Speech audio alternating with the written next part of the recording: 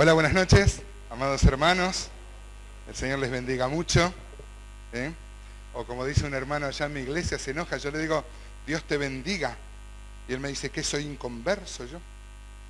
Porque el inconverso sí necesita que Dios le bendiga. Porque dice Efesios 1:3 que Dios nos bendijo con toda bendición espiritual. Entonces él dice, Dios te bendijo, Dios te bendice, por si te lo olvidaste. Bueno, estamos tan agradecidos, hermanos, les contaba el domingo por estar acá con mi esposa. Bueno, les voy a contar, ¿vieron las bases que hay para los PowerPoint? Se ve que están todos en inglés. A mí me costó encontrar, le puse, ahí está. Así que te pido disculpas por si en alguna de las fotos aparece, porque no he podido corregirlas a todos, seguramente. Bien, les contaba, hermanos, que estamos tan felices de poder estar acá, disfrutando de la comunión. El amor, hermanos, sinceramente la Biblia dice que somos reyes y sacerdotes, pero acá nos han tratado más como reyes que como sacerdotes. Hemos comido acá en lo de la familia Campbell, y allá también en Etnos estamos en el retiro, y también hemos comido, porque saben que yo no soy de mucho comer, así que... saben que el otro día fui al médico, y el médico me dice, tómese esta pastillita 4 veces al día, una antes de cada comida. Y yo le digo, ¿y de dónde saco tanta comida? Bien. Amados hermanos, entonces yo quiero felicitarles porque sé que tienen grupos caseros, grupos pequeños. En nuestra iglesia han sido, ahora están un poco desordenados. Este año vamos a ver si lo ajustamos un poco más, pero nosotros hemos llegado a tener más de 20 grupos de crecimiento, que les llamamos, hogares, y realmente en los grupos pequeños uno puede aprender mucho más, ¿no es cierto?, que lo que aprende en los mensajes. Yo quisiera seguir, hermano, con el tema del domingo. ¿Quién se acuerda de qué hablamos el domingo? ¿Se acuerdan? No se acuerdan. Bueno, no importa, se los recuerdo yo. Hablamos de los hijos, ¿se acuerdan? Basado en Deuteronomio, capítulo 6. Bueno, hemos estado viendo algunas cosas, ¿no? Usted sabe qué cosa curiosa, a mí siempre me llamó la atención de la Biblia, que la Biblia no es un libro de teología, como un manual de teología. Uno no abre y dice, Dios es santo, justo, misericordioso, ¿no? Uno abre y se encuentra con historias. La Biblia es un libro de historias. Historias donde a través de esas historias uno puede ver la gracia, la misericordia, que Dios es amor, ¿no es cierto? Pero uno abre y se encuentra con historias. Uno abre y se encuentra con la historia de Adán, la historia de Abraham. La Biblia es un libro de historias. Yo quisiera, hermanos, si bien sacaremos aplicaciones de varios personajes de una historia, de manera especial esta historia tiene como protagonista a una mujer, ¿no es cierto? Yo sé que han tenido la reunión de mujeres. ¿Cuántas han estado en la reunión de mujeres con mi esposa? Espero que le haya enseñado a amar a sus maridos y a sus hijos. No, ella me dice que primero a Dios. Muy bien. Va a ser un mensaje devocional. Yo oraba mucho al Señor. Vieron que hay mensajes que son de estudio, como los que hace Christopher, y uno prepara un tema, ¿no es cierto? Pero yo quisiera compartir algo que el Señor me ha dado en esta historia. Fui medio exhortado por esta mujer. Sí, vamos a sacar exhortaciones y enseñanzas de los personajes que aparecen en esta historia. Va a ser de tono devocional, ¿no es cierto? 1 Corintios capítulo 10 dice que todo lo que le pasó al pueblo de Israel fue para nuestro ejemplo. La palabra ejemplo es la palabra tipos, ¿no? Y tipo era el modelo que se reproducía por un golpe. Y ojalá esta historia, como todas las historias del Antiguo Testamento, pueda golpear nuestra vida, impresionar nuestra vida. Y es una historia que tiene como protagonista una mujer, decíamos, ¿no? Ana Frank se preguntaba hace tantos años, dice, ¿por qué los héroes de guerra siempre son hombres? Ella decía, en su diario escribía, que siempre es raro que aparezcan mujeres, o por lo menos los cronistas ignoran a las mujeres, ¿no? Es poco frecuente también que nosotros tengamos mensajes hablando de las tantas mujeres que hay en la Escritura, ¿no es cierto? Que son un verdadero ejemplo, deben estudiar como mujeres o en la iglesia, hermanos, hay tantas mujeres. ¿Se acuerdan de Adasá? ¿Quién era Adasá? Una vez hemos tenido un mensaje. ¿Se acuerdan de Adasá? Es más conocida por su nombre persa, ¿no? Esther, claro. Nosotros recordamos más a los héroes de la fe. Por otro, si yo le digo quiénes son los amigos de Daniel, de seguro me dice Sadrach, Mesach y Abednego, ¿no? Ese fue el nombre que les pusieron. Ellos se llamaban Ananías, Misael y Azarías, ¿no? Bueno, pero Jael, Ana, tantas mujeres, ¿no? Y yo no sé cómo será acá, pero en mi iglesia las mujeres han sostenido y sostienen la obra de manera superlativa. Así que tenemos mucho para hablar de las mujeres. Usted se acordará de mujeres, por ejemplo, como Débora, ¿no? ¿Quién se acuerda cómo se llamaba el esposo de Débora? ¿Quién se acuerda? Nadie se acuerda del esposo de Débora. Aparece en un solo texto, en Jueces 4:4. Se llamaba Lapidot. Dice la Biblia que gobernaba por ese entonces una mujer a Israel, Débora, mujer de Lapidot, dice. Bueno, algunos creen que era una mujer, o sea, Débora estaba casada con un hombre que se llamaba Lapidot. Pero hay otros que investigaron más y vieron que Lapidot significaba mujer, que significa en llamas.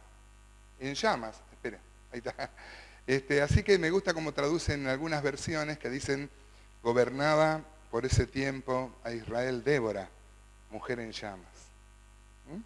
Y digo, tiene relación, porque la mujer que vamos a ver hoy significa brasa, su nombre. ¿Alguien sabe de quién vamos a hablar? Miren las brasas que están ahí. Bueno, hay que hacerse cargo, porque en el cristianismo inclusive se ha menospreciado mucho a la mujer a través de la historia. La palabra fémina, donde viene femenina, por ejemplo, saben que es una palabra bien cristiana, lamentablemente, y significa fe minora, ¿no es cierto? Se creía que las mujeres tenían menos fe, una cosa así, ¿no? O sea, despectivo, ¿no es cierto? Digamos. Y hay que hacerse cargo, hermano. Por ejemplo, hubo un tiempo de la iglesia donde se consideró que era más moral castrar a muchachitos que hacer cantar a mujeres en el coro, ¿no? ¿Se acuerda de los castratis? Algún día vamos a hablar de ello. Usted me dirá, bueno, eso tiene que ver con la Edad Media. El último de los castrati, bueno, esta es una escena terrible. Después, si que se los paso, se llamó este hombre Alejandro Moreschi, que murió en 1922. Así que él cantaba en el Vaticano y era un hombre castrado para tener ese nivel de voz que pueden llegar las mujeres. Acá tenemos muchos músicos, así que no me voy a meter en ese tema. Pero digo, qué bárbaro. Imagínense que en un tiempo de la historia de la iglesia era más moral castrar muchachos que permitir que las mujeres canten, ¿no? Digo, qué bárbaro, no me parece, qué perverso, ¿no? Hay que hacerse cargo porque eso pasó dentro de la iglesia, ¿no? O de la iglesia institucional. Así que, ¿quién sabe de qué vamos a hablar? Es una mujer, está en el Antiguo Testamento, significa brasas. Bueno, hablaremos sobre Rispa. ¿Quién se acuerda de Rispa? La concubina que tenía Saúl. Su historia está en 2 Samuel 21 y vamos a ver una historia realmente cruenta. Esas historias que hay en el Antiguo Testamento que son difíciles de sacarle aplicaciones porque hay mucho derramamiento de sangre. Bueno, vamos a tratar que Dios nos asista, ¿no? Saben que todo lo que pasó en el Antiguo Testamento tiene que ver con acciones espirituales, ¿no? Todas esas matanzas que se hacían en la antigüedad tienen toda una aplicación espiritual. En el Nuevo Testamento también con la misma violencia, Dios, por ejemplo, dice que hay que hacer morir lo terrenal en nosotros, ¿no? Así que hay que saber sacar aplicaciones. Pero vamos a ver un hecho muy luctuoso que está ahí en 2 Samuel 21. Pero antes, mire, conseguí una foto de Rispa. Mire que googleé Rispa y salió. A ver quién se acuerda. Para explicar un poquito 2 Samuel 21, mire, estos eran los gabaonitas. ¿Usted se acuerda de la historia de los gabaonitas? Bueno, para entender 2 Samuel 21, tenemos que recordar un poco quiénes eran los gabaonitas. Usted sabe que Josué capítulo 9, cuenta que Dios le había mandado, ¿se acuerdan? Que ellos entren a la tierra prometida y tomen posesión, matando a todos los pueblos que había ahí. Y después de la victoria de Ai, el pueblo de los gabaonitas tuvo miedo y dice, antes que nos venga a matar, vamos a hacer una alianza. Pero hicieron todo como una historia, por eso en la foto anterior, en el dibujo anterior, aparecían con la ropa toda rasgada, porque vinieron y le dijeron, no, nosotros no somos de acá, somos de lejos. Mirá, se nos rompió toda la ropa viniendo, salíamos con comida y se nos pudrió la comida, somos de lejos, mirá, no nos maté, le dicen a Josué, mejor hagamos un pacto y nosotros vamos a servirte. Y a Josué le pareció bien, a pesar de que era una desobediencia, Dios le había mandado que los destruya, ¿no? Pero la verdad que Josué hace un pacto, y no solo es un pacto, sino que los pone de colaboradores en el tabernáculo, así que le dio una función muy noble. Vieron que los sacerdotes se ocupaban de sacar la sangre, de matar los animales. Estaban los levitas que se encargaban de todo el transporte, se acuerdan los coatitas, los gersonitas y los meraritas. Una vez hemos estudiado acá, ¿se acuerdan de los coatitas? Había dicho Teddy. Bien, fíjense que estos eran asistentes de los levitas asistentes del sacerdote, los sacerdotes asistentes del sumo sacerdote. Una burocracia, se ve que eran argentinos, ¿no?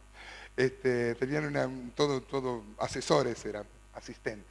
Bueno, los gabaonitas van a trabajar en el tabernáculo. ¿Se acuerdan que el tabernáculo va a estar mucho tiempo en la ciudad de Gabaón? ¿Se acuerdan cuando Dios le habla, por ejemplo, a Salomón?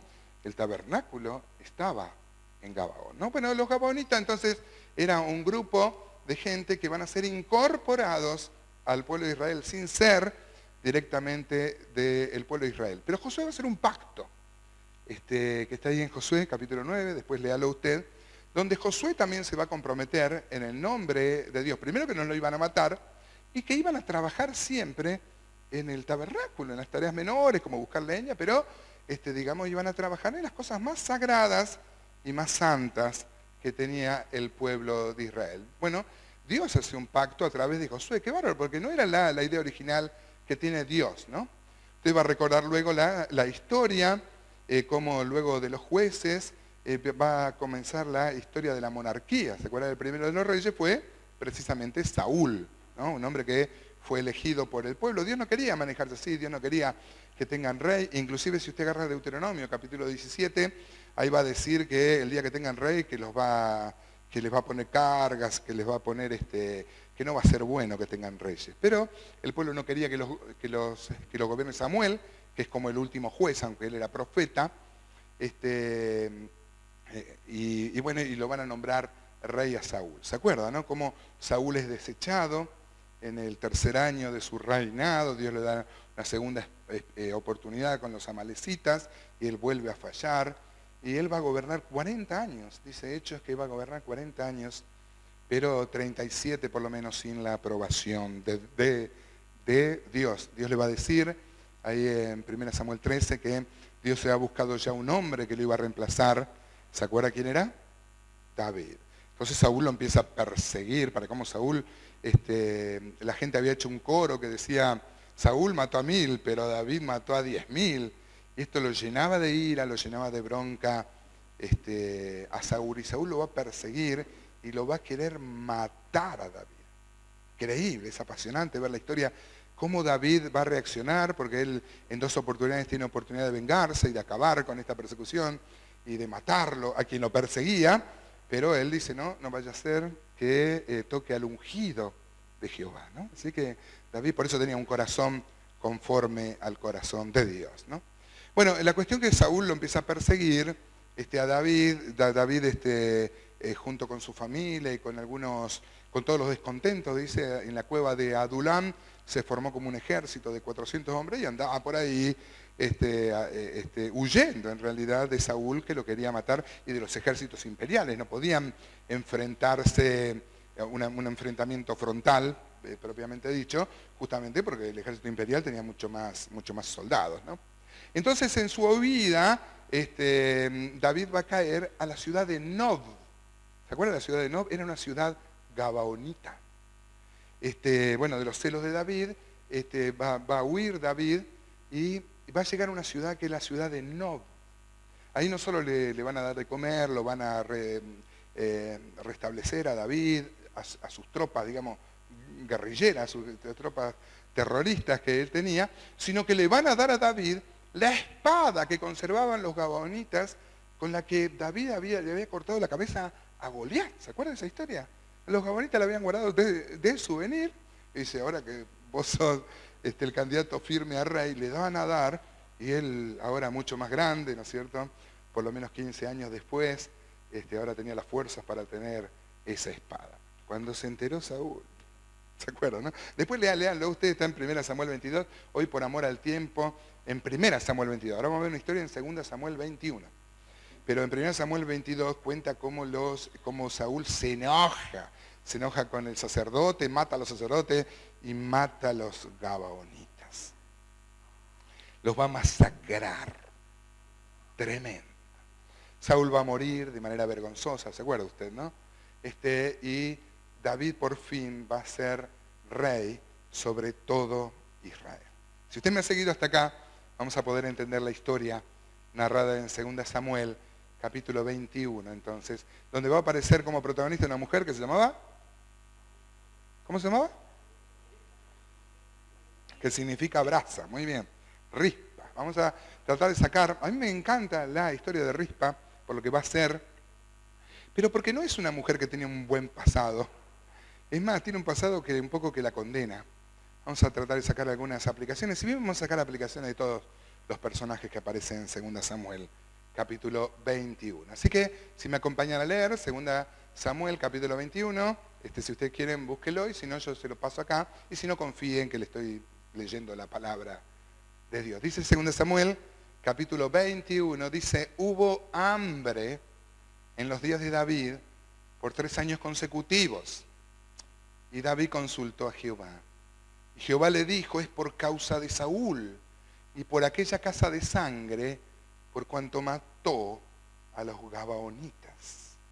Mire qué bárbaro, como no era el plan original, es un pacto que hace Josué, uno podría decir en desobediencia, pero como Josué era el representante de Dios, hace un pacto, y en ese pacto decía que se iba a cuidar la vida de los gabaonitas, y Saúl en realidad quebrantó el pacto, y ahora Dios estaba disciplinando al pueblo con hambre.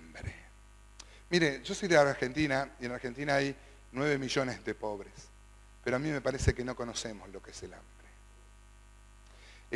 Yo tengo una conocida que estuvo en Biafra, y nos trajo y nos mostró unos videos. Ellos fueron a predicar el Evangelio, pero también con una asistencia médica, y llevaban unos alimentos, una especie, no sé cómo se llama, ahora no me acuerdo, pero era como una leche muy rica en vitaminas.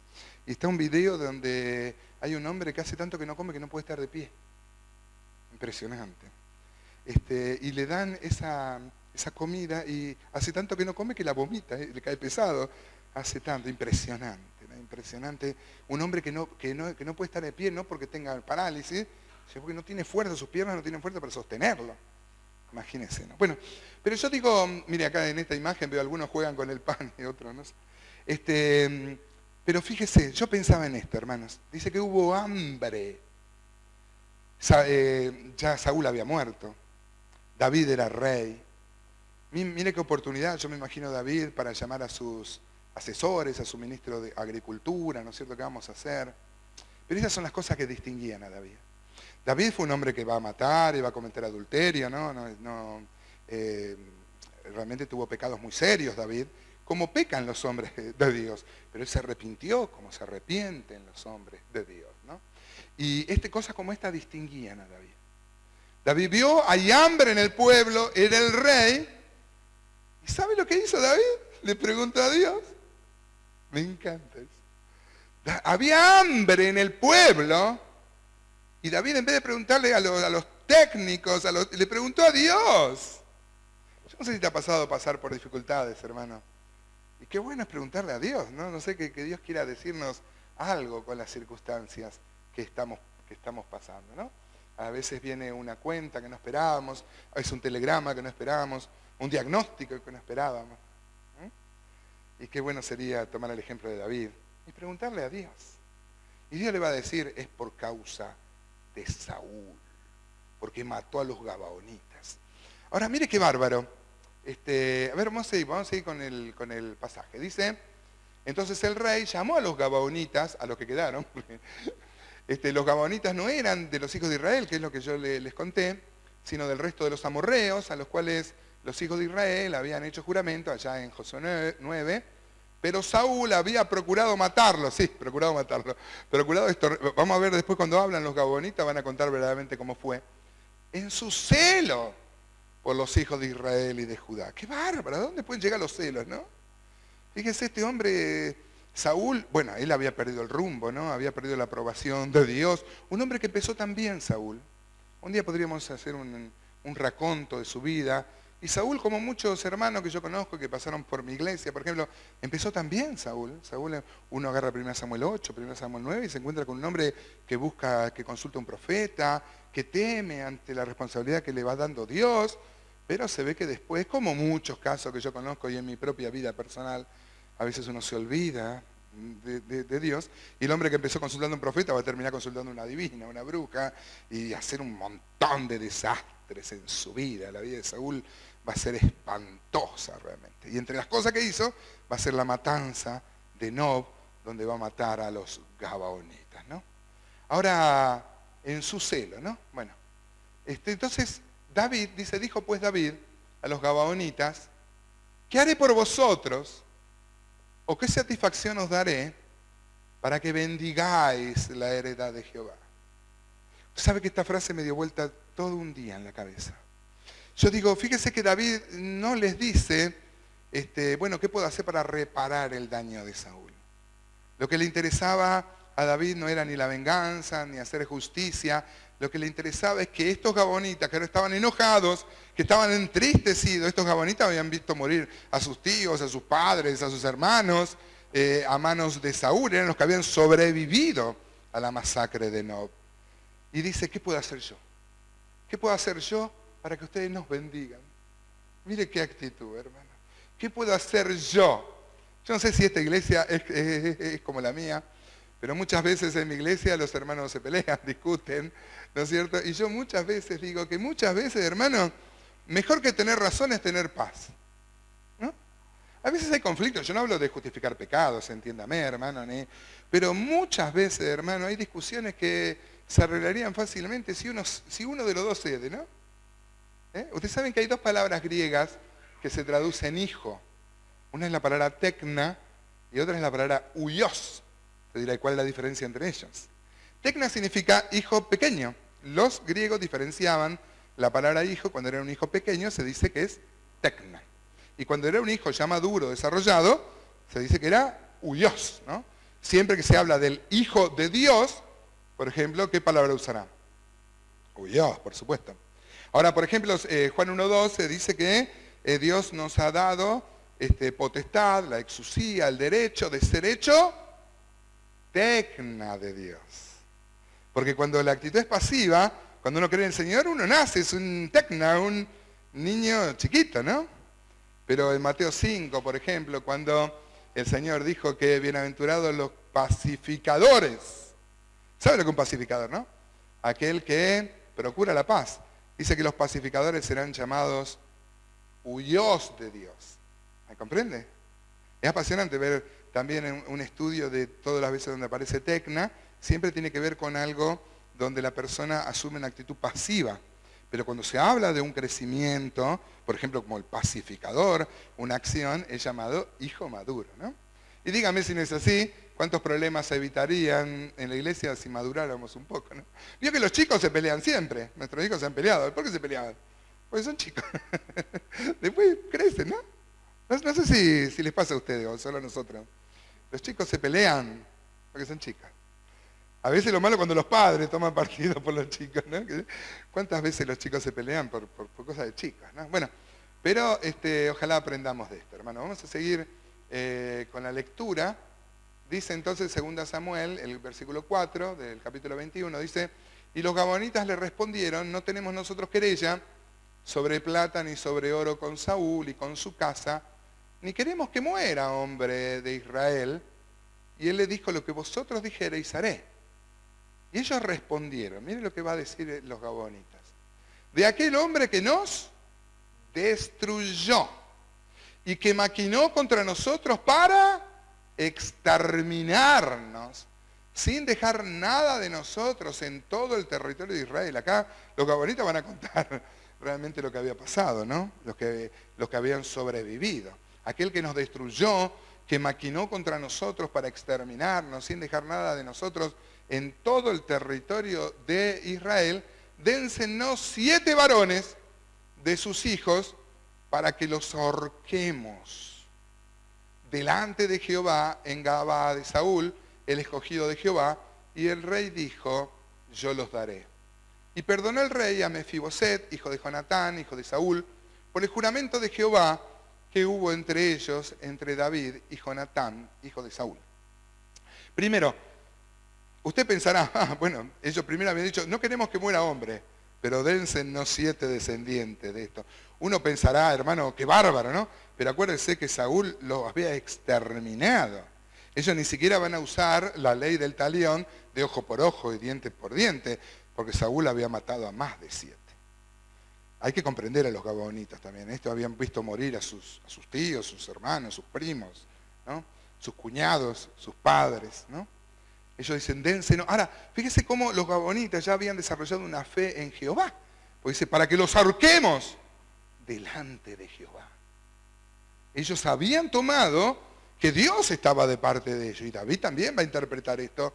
Así que le va a dar 7 descendientes de Saúl para que ellos los ahorquen, ¿no? Uno pensaría, si eran gabaonitas, si no eran del pueblo, qué bárbaro, cómo ellos, estando en el pueblo, desarrollaron la fe, y mucho más fe, me parece, que muchos judíos, por lo menos más que Saúl, por lo menos, ¿no?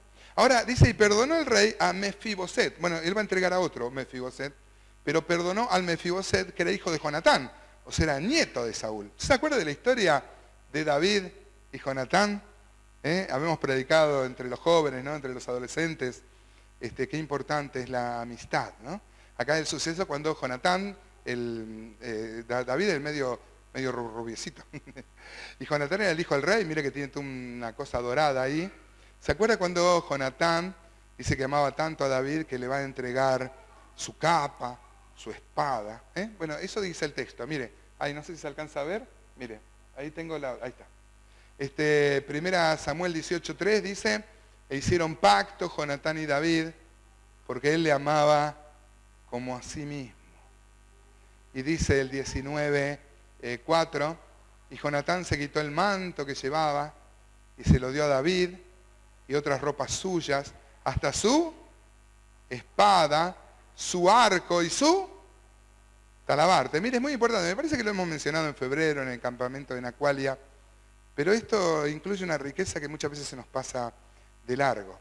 Jonatán le va a dar su capa, era la capa real, le va a dar su espada, pero le va a entregar también el talabarte. El talabarte era como un encinto que apretaba todas las ropas acá, pero el talabarte era ancho y podía esconder en el medio del cinto un puñal pequeño.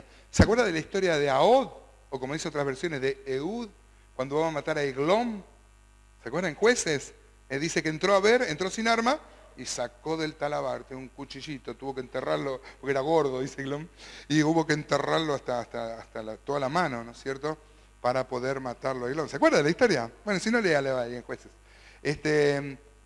Pero a mí me hizo pensar mucho, hermano. La amistad solo sirve si uno entrega el talabarte, hermano. En la amistad uno no puede guardar un cuchillito escondido. ¿Me entendés? O estoy siendo muy alegórico. Que había muchos jóvenes, qué importante es la amistad. Y todo, los amigos son muy importantes. Hace poco hemos festejado el Día del Amigo, ¿no? Allá tenemos otra fecha, con poco sentido.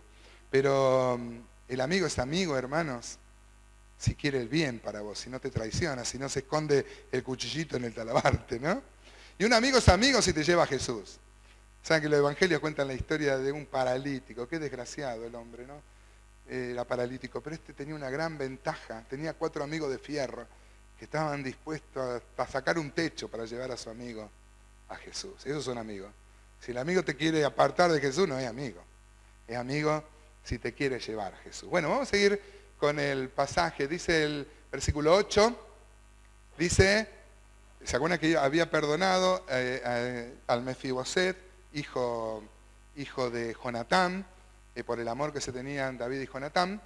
Y dice, pero tomó el rey a 2 hijos de Rispa, acá aparece nuestra heroína, de Rispa, hija de Aja, los cuales ella había tenido de Saúl, Armoni y Mefiboset, mire, se llamaba igual que el nieto. Y a 5 hijos de Mical, hija de Saúl, los cuales ella había tenido de Adriel, hijo de Barzilai, meolatita. Acá hay un problema, porque si usted acuerda de Mical, Mical fue una esposa de David, Mical fue hija de Saúl, y cuando todavía andaban bien con Saúl, Saúl se la dio, o sea, Saúl planea, dice, así que te querés casar con mi hija. Bueno, me tenés que traer 100 prepucios de filisteos. No me haga explicar qué es el prepucio. Pero David tenía que ir y traer 100 prepucios de filisteos. Seguramente Saúl pensó, ¿de dónde va a sacar los 100 prepucios de filisteos? Va a tener que matar, y ahí lo van a matar a David, me saqué 2 problemas encima, ¿no? Sin embargo, David fue y trajo 200 prepucios de filisteo y se va a casar con Mical. Pero cuando se rompen todas las relaciones y huye David de la presencia de Saúl, Saúl, un amigo, Saúl, se la va a dar a otro hombre, para que se case con otro hombre, un tal Paltiel. Y qué bárbaro, cuando vuelve David en uno de los arreglos que habían tenido con Saúl, David dice, no, ¿cómo a mi mujer se la diste a Paltiel? Y dice que van y se la sacan a Paltiel. Eso es lo que me gusta de la Biblia, muy, muy humana, ¿no? Dice la Biblia que se la sacan a Paltiel y dice la Biblia que Paltiel la sigue en el camino llorando. Se ve que inventó el tango ahí, el Paltiel de la mujer que se le va, ¿no? Y se la devuelven a David. David cuando es rey trae el arca, ¿se acuerda? A Jerusalén, le hace como un tabernáculo, que Hechos 15 dice que es figura de la iglesia, apasionante. Ese tabernáculo, él va a venir tan contento después que se le va a morir Usa, ¿se acuerdan de la historia, no? Él va a aprender y bueno, y al final el arca vuelve a estar en el centro de la adoración del pueblo de Israel. Y entonces David empieza a danzar, a bailar. Y se acuerdan que Mical le dice, ay, qué bonito el rey. El rey se hizo vil, mirá, la gente lo veía. Y David va a decir, yo me voy a hacer aún más vil alabando. Y mire cómo son las cosas. Yo también lo hubiera criticado, el rey haciéndose el pentecostal. Sin embargo, Dios valoró esa alabanza y castigó a Mical. ¿Se acuerdan cómo la castigó? Dijo que nunca iba a tener hijos. ¡Qué bárbaro! Y acá dice que tenía 5 hijos. Ahora, ¿se acuerdan que Saúl tenía 2 hijas? Una era Mical y la otra se llamaba Merab. Merab se casó con Adriel, el hijo de Barzilai. Así que seguro que eran sobrinos. O habría muerto Merab, o había muerto también Adriel. Quizás la cuestión que se ve por la palabra hebrea significa que los prohijó. Eran como hijos de Mical. ¿No? ¿Me comprenden? O sea, Mical nunca tuvo hijos, pero crió y prohijó a los 5 sobrinos, a los 5 hijos que había tenido su hermana Merab con Adriel, hijo de Barzilai Meolatita. Así que, digamos, David le va a sacar los 2 hijos a Rispa y los 5 hijos que había criado Mical, ¿no? Imagínense usted lo traumático que es esto, ¿no? Imagínense con la violencia que habrá pensado Rispa, que habrá pensado Mical, y si estaba viva Merab, no sé, ¿no es cierto? Bueno, dice, y los entregó en manos de los gabaonitas, y ellos los ahorcaron en el monte delante de Jehová, y así murieron juntos aquellos 7, los cuales fueron muertos en los primeros días de la siega. Es importante esto por una referencia cronológica que va a determinar cuántos meses Rispa va a hacer lo que vamos a leer que va a hacer. Dice, fueron muertos en los primeros días de la siega, al comenzar la siega de la cebada, ¿no? Los ahorcaron, hermano. Yo quiero que usted tome conciencia de lo que pasó. Está bien, era para arreglar el problema que había hecho Saúl, ¿no?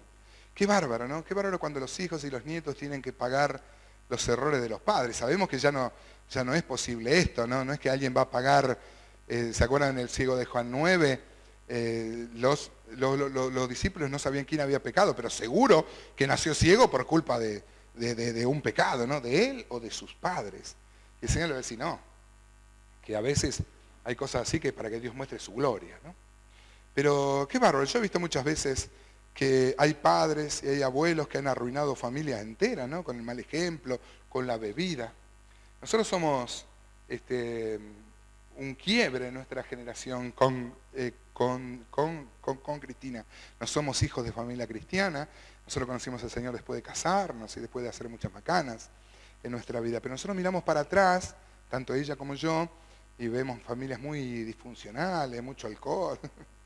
Y ahora miramos a nuestros hijos en el Señor, nuestros nietos en el Señor, y digo, bueno, fuimos un quiebre generacional, ¿no? Pero qué bárbaro, ¿no? Si no hay, se ponen las cosas, y de eso vamos a tratar de hacer énfasis ahora cuando veamos mejor. Mire, acá tengo 7 ahorcados. Yo quiero que usted piense en esos 2 hijos de Rispa que se los vinieron y se lo arrancaron, y en los 5 hijos que había criado Mical. Se los dieron a los gabaonitas los ahorcaron. Y vamos a seguir con el relato. A ver, dice el versículo 10. Entonces Rispa, yo quiero que usted ponga atención a esto. Rispa, hija de Aja, tomó una tela de silicio y la tendió para sí sobre el peñasco desde el principio de la siega, o sea, de que murieron estos varones, hasta que llovió sobre ellos agua del cielo. O sea, 6 meses, cuentan los comentaristas. Y no dejó que ninguna ave del cielo se posase sobre ellos de día, ni fieras del campo de noche. Y fue dicho a David lo que hacía Rispa, hija de Aja, concubina de Saúl. Mire, tengo una imagen. Ahí está Rispa, mire. Espantando a los buitres y a los animales. Mire Rispa, 6 meses estuvo así. Yo quiero que usted piense un poquito en esta mujer. La mujer que durante 6 meses no tenía otra preocupación, se llevó como una carpita, no comía, no dormía, porque durante el día espantaba a los buitres, durante la noche espantaba animales, fieras, habrá hecho un fuego, no sé, me imagino. ¡Qué bárbaro! Imagínense esta mujer, tenía una sola preocupación en su vida. Esta mujer si le venían... Uno también puede pensar, ¿en dónde estaba Mical? No sé, pero ahí estaba Rispa, cuidando los 7 cuerpos de estos muchachos que habían sido ahorcados por los gabaonitas. Mira qué escena cruenta, ¿no? 6 meses se descompusieron todos los cuerpos, pero ahí estaba Rispa cuidando, ni de día ni de noche. Mira si no habrá sido así, la ojera que habrá tenido esta mujer. Esta mujer no se pintaba. No tenemos nada en contra de pintarse, pero digo, ella no se preocupaba en su arreglo personal. Una sola preocupación tenía, evitar que los buitres se coman el cuerpo de sus hijos y de los hijos de sus allegados. A los 7, no es que protegía a sus 2 hijos nomás. Esta escena me cautivó, hermano. Quedé muy impresionado por esta mujer. Esta mujer que no tenía otra preocupación, no tenía otra obsesión. Mira si la venían a invitar, ¿no es cierto? Algunas amigas, vamos, y ahora que rehagas tu vida, ¿por qué no vamos al baile? La mujer tenía una sola obsesión. Y ahí nomás podríamos sacar un montón de aplicaciones, hermano, porque nuestros hijos, hay muchos buitres que le dan vuelta. O no sé si acá Bolivia es como Rosario, pero en Rosario tenemos buitres. Yo cuando fui adolescente he consumido algo de drogas, de marihuana en ese tiempo. Pero era un lío conseguirlo, un lío. En el año 78, 79, ahora hay delivery. Allá en Rosario vos llamás, te traen, no hay problema. Muy fácil de conseguir y muy fácil para vender. Es un negocio muy rentable que no hace falta ni capital inicial. Nosotros tenemos chicos de la escuela dominical que van creciendo y después dejan de venir y vamos y son soldaditos, le dicen, andan vendiendo por ahí. Deja 1.000, 2.000, 3.000 pesos argentinos por día. Entonces te dan toda la droga y después la vendés y al otro día pagás. Ni siquiera se necesita, como los churros, como la empanada. Qué bárbaro, hermano, hay mucho buitre. La televisión es una máquina de mandar buitre, ¿no? Muchos buitres. Pero no es la aplicación principal que yo quería sacar sobre Rispa. Vamos a terminar de leer el pasaje. Dice, entonces David fue y tomó los huesos de Saúl y los huesos de Jonatán, su hijo. ¿Se acuerdan cuando le fueron a contar a David? Me imagino. David, vos no sabés lo que es esta mujer Rispa, está hace 6 meses cuidando los cadáveres. Y mire David, que era un hombre de Dios, no se había dado cuenta, eran hijos de reyes y nietos de reyes. Merecerían. Él que respetó tanto a Saúl, que lo quería matar, ahora se le olvidó, ¿no? Qué bárbaro la influencia de Rispa, que inclusive al rey, al hombre de Dios lo hizo recapacitar, ¿no? Qué bárbaro, hermano, como líderes, hombres, varones, cómo necesitamos el consejo de mujeres sabias, ¿no? De ancianas, que vengan y nos digan, mirá, pero que nos digan bien, ¿no? El hombre es muy, por ahí tiene el temperamento, pero qué bárbaro, Rispa influenció para hacer cambiar el corazón de David. Dice, entonces David fue y tomó los huesos de Saúl y los huesos de Jonatán, su hijo, y de los hombres de Jabes de Galaad, que los habían hurtado de la plaza de Betzán, donde los habían colgado los filisteos. Este es Saúl y Jonatán, ¿no? Cuando los filisteos mataron a Saúl, en realidad la muerte de Saúl fue como un suicidio, a Saúl en Gilboa, e hizo llevar allí los huesos de Saúl y los huesos de Jonatán su hijo, y recogieron también los huesos de los ahorcados, y sepultaron los huesos de Saúl y los de su hijo Jonatán en tierra de Benjamín, en Sela, en el sepulcro de Cis su padre, e hicieron todo lo que el rey había mandado, y Dios fue propicio a la tierra después de esto. ¿Se acuerda usted que la disciplina que Dios había mandado era 3 años de hambre? ¿Por qué era los 3 años de hambre? Porque Saúl había matado a los gabaonitas, ¿te acordás, no? Mirá, habíamos sacado la aplicación de David, qué bárbaro David, mirá qué oportunidad para echarle la culpa al gobierno anterior, lo que hacen todos los políticos, ¿no? Decía, qué desastre el gobierno de Saúl, ¿no?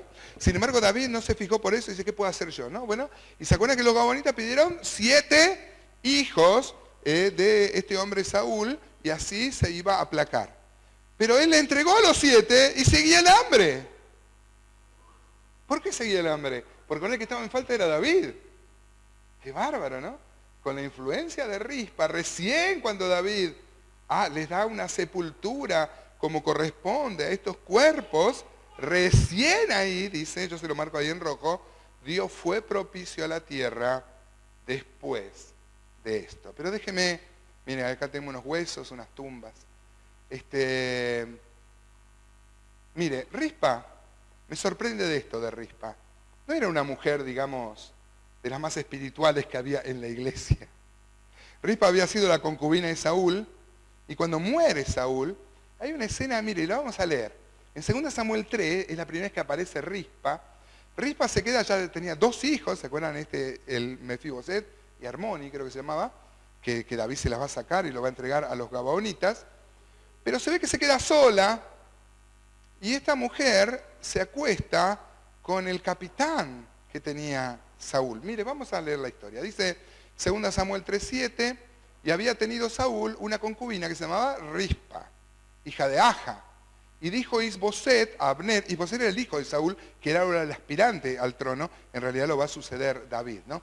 Bueno, Abner va a ser el general que por este hecho lo va a dejar a Saúl, a los ejércitos de Saúl, digamos, a Isboset, y se va a ir con David, y Abner va a tener mucho que ver para que todo Israel reconozca a David como rey. Bueno, pero mire lo que va a decir Isboset a Abner. Le dice, ¿por qué te has llegado a la concubina de mi padre?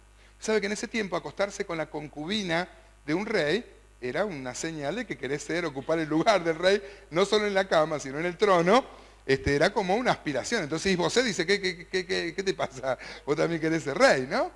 Mire, Abner, se ve que Isboset era como el padre, bastante torpe. Mire cómo Abner lo va a poner en caja.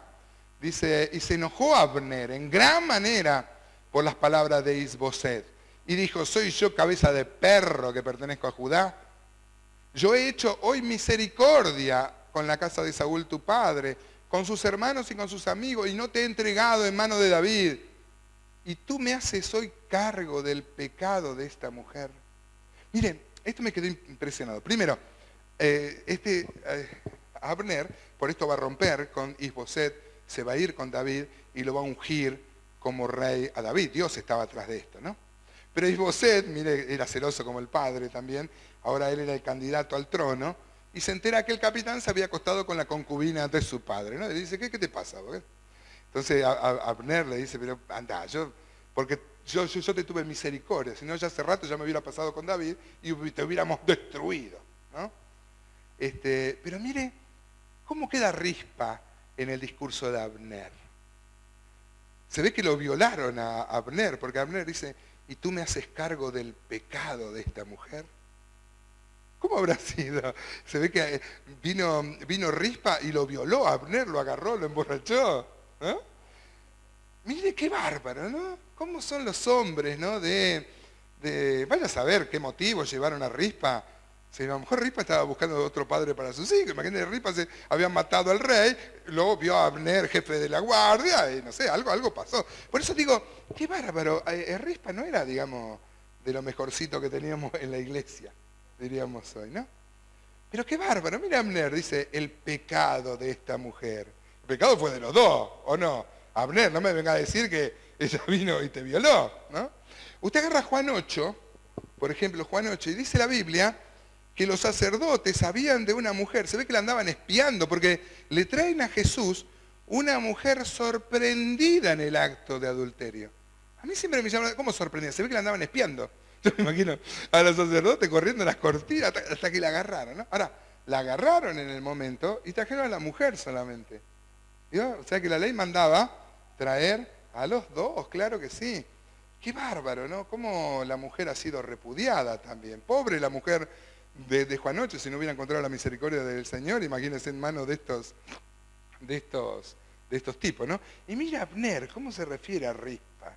Mire si vamos con un noticiero y queremos saber sobre Rispa, y le preguntamos a Abner, ¿quién es Rispa? ¿Qué nos diría Abner? Ah, Rispa, una pobre mujer, anda buscando quien la mantenga. Pero no era así Rispa. Y Rispa va a ser nuestra heroína en esta noche por esto que sacamos, que ella va a estar 6 meses, habíamos dicho, ¿se acuerdan? Lo volvemos a recordar el texto. Ah, bueno, ¿por qué cree que Rispa, hermanos, hacía eso con los cuerpos? ¿Qué le parece a usted? Y esto sí habla muy bien de Rispa. Hoy vamos a reivindicar a Rispa. No vamos a hacer caso a lo que decía Abner. Y vamos a reivindicar a Rispa, hermano. Primero, Rispa, a diferencia de muchas mujeres, ella conocía la Escritura.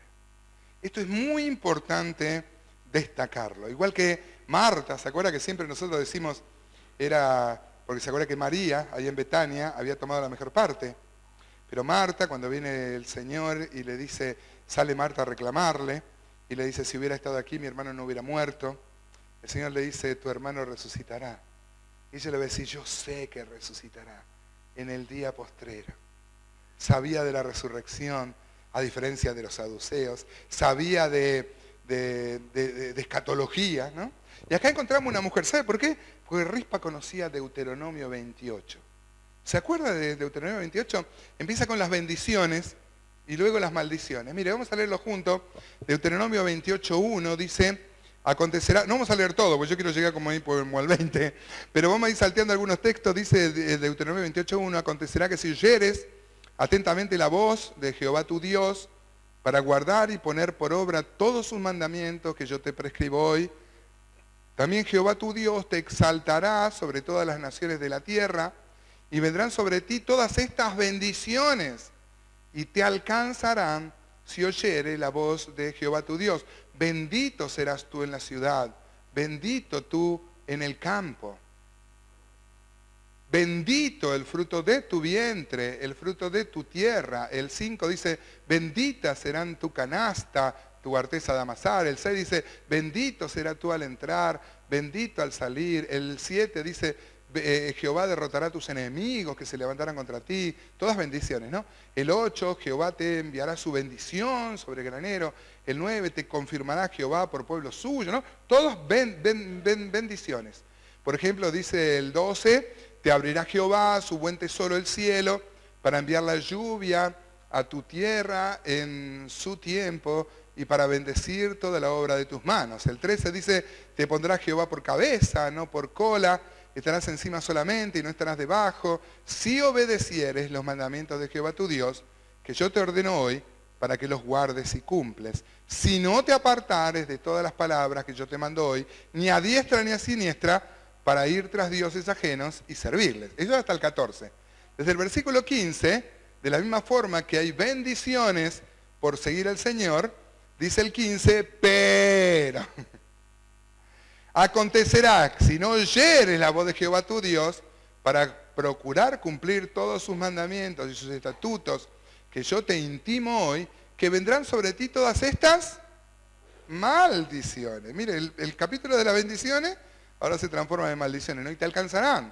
El 16 dice, maldito serás tú en la ciudad, maldito en el campo, maldita tu canasta, tu arteza de amasar, maldito el fruto de tu vida. O sea, todo lo que eran bendiciones, hasta el versículo 14, ahora si dejaban a Dios, eran maldiciones, ¿no? Maldito el fruto de tu vientre, maldito al entrar, maldito al salir.